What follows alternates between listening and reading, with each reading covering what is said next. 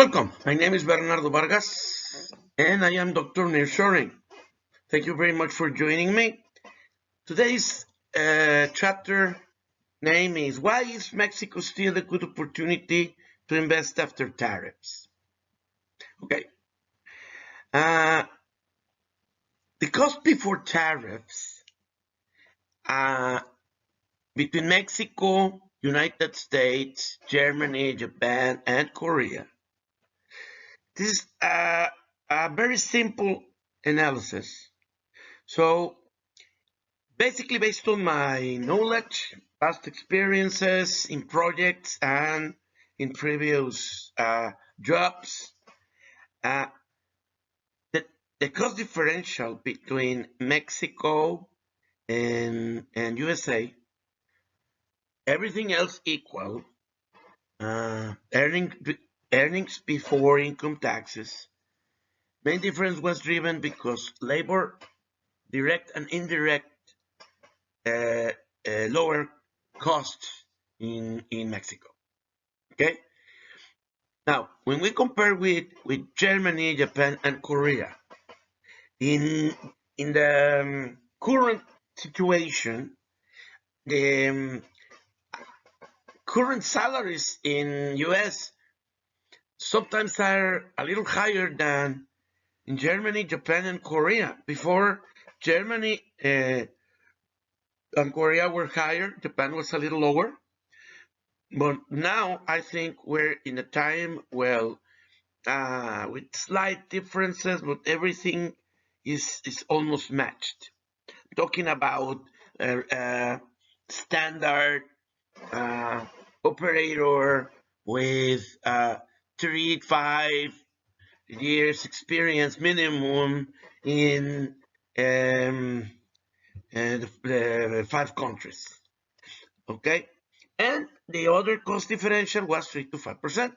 This is why Mexico remained competitive and attractive for investing in nearshoring and auto industry parts fabrication and electronics assembly, etc. All the things that we have discussed before.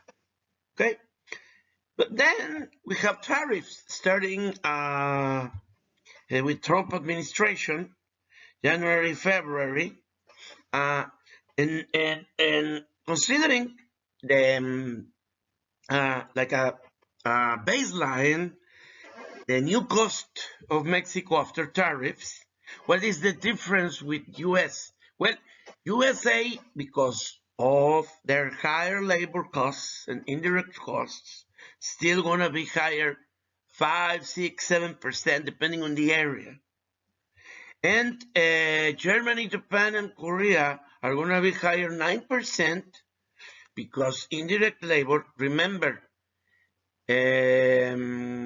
everything else equal, Mexico is going to get 25% tariff because of TMEC, but there's an exception when materials coming from the United States are integrated. Well, thinking in finished cars, most of the cars have materials coming from the United States integrated. So the average the experts have came up with is 16%. So this is why 25 minus 16, we have the 9% difference between Europe, okay, and 3 to 5% freight, that remains the same. Okay, so 16% tariffs for Mexico due to first round of tariffs over TMEC components and materials, assemblies and finished goods, and 25% due to steel and aluminum. And Germany, Japan, and Korea, they have both so far.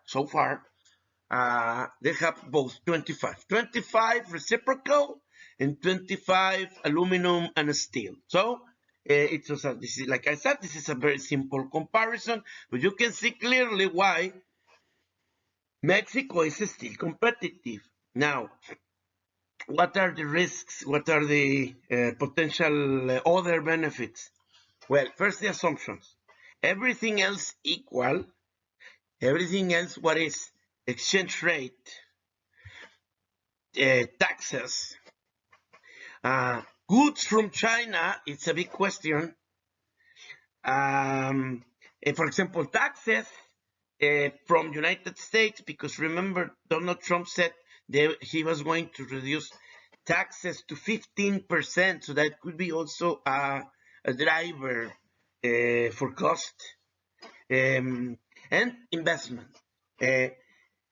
Companies moving from Mexico to US, from Europe to US, from European companies from Mexico to US, they have to invest. So that's going to be on the top of the cost in a form of amortization. But I am not using it because it's gonna only to complicate, and we are not pretty sure with this system, with this turmoil and unclear scenario if those big investments are going to happen to companies from here, from A to B and from C to D, etc. So that is the view, and a big question mark is for Mexico. How is the new reform to the judicial power going to play? If the things in the law application in Mexico are going to change,